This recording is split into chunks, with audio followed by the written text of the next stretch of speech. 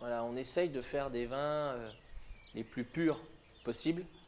Quand je dis pur, c'est vraiment le plus représentatif de l'endroit où le raisin pousse. Mon idée du vin, c'était plutôt d'utiliser les terroirs chablisien qui sont pour moi exceptionnels, avec des élevages un petit peu plus Côte de Beaune, voilà, plus tradition fût. Donc voilà, c'était faire un petit peu un mélange des deux pour avoir en fait ce gras qu'on a dans nos vins au début de bouche et cette tension saline en fin de bouche. Voilà, et c'est grâce à ces deux là que j'arrive à faire vraiment ce qui me plaît, quoi.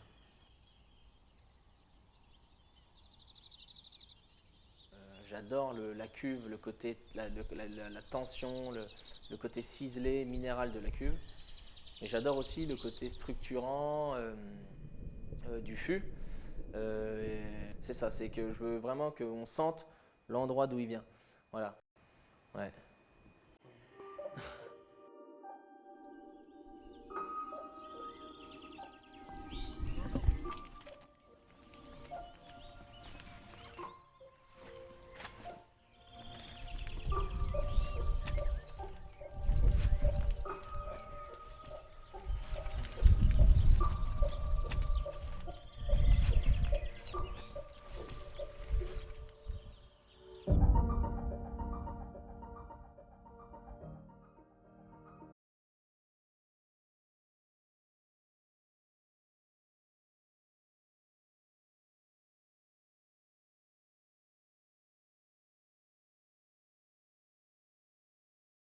Ce qui a fait la réputation de Chablis, c'est la géologie.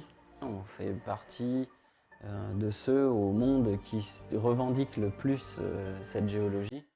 En fait, c'est une succession de marnes plus ou moins argileuses qui ont emprisonné des fossiles de l'époque où la mer recouvrait cette région et des couches calcaires, donc de cette époque du Quiméridien qui date de 150 millions d'années à peu près. Et par les différents mouvements géologiques depuis cette période, il se trouve que ces couches calcaires sont proches de la surface, voire quelquefois affleurent dans le vignoble de Chablis. Et le chardonnay se plaît extrêmement bien sur ces sols. Et il se trouve que le contact des racines des vignes avec ce sous-sol spécifique va donner des vins qui ont une fin de bouche très très typique, très marquée, avec de la salinité. Voilà une fin de bouche assez dynamique, qui apporte de la fraîcheur, de la vivacité. Et c'est vraiment ce côté-là qui a fait connaître les vins de Chablis et qui a fait la notoriété de Chablis aujourd'hui. Au nez, encore plus précisément qu'en bouche, les meilleurs dégustateurs se trompent jamais, quoi. Chablis est vraiment très très reconnaissable par une finesse et une pureté qui est vraiment caractéristique.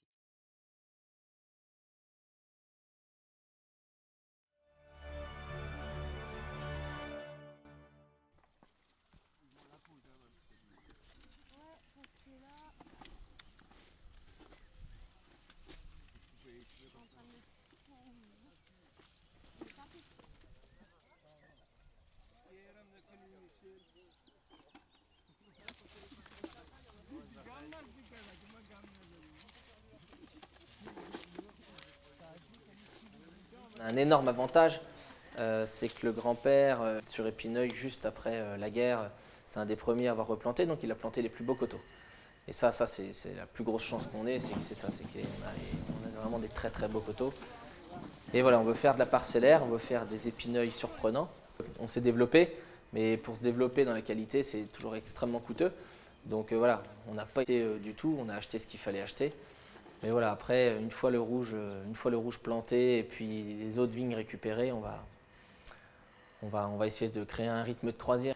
Et voilà, on va faire comme si c'était des grands échezeaux et en avant, quoi. Ouais.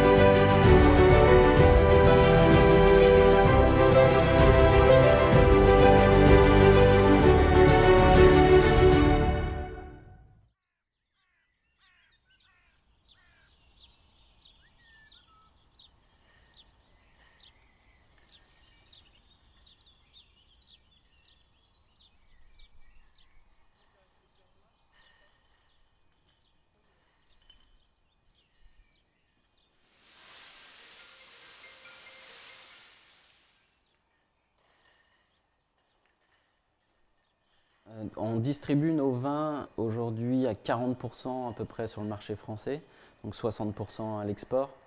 Que ce soit en France ou à l'export, nos vins sont vendus avec une très grande majorité de restauration. Quelque chose d'assez aussi particulier chez nous, on fait tout de A à Z. On n'a aucun prestataire de service qui vient durant l'année, on n'a aucun œnologue, on n'a rien du tout. Tout est fait vraiment chez nous. Et puis voilà, après l'objectif c'est de perpétuer ça quoi, le plus longtemps possible.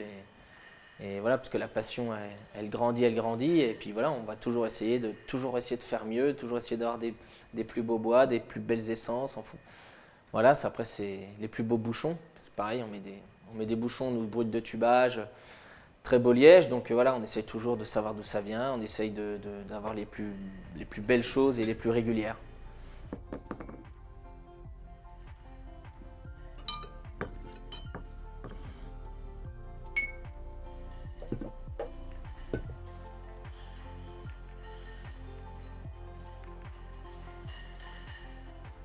Nous, ce qu'on aime boire, que ce soit avec nos parents, avec mon frère, on a un palais assez similaire. Et ce qu'on va aimer boire sont des vins assez riches, qui ont de la concentration, qui viennent bien équilibrer justement cette fraîcheur et cette minéralité typique des sols de Chablis. Voilà, c'est le genre de vin qu'on aime boire, donc du coup c'est ce qu'on essaye de faire.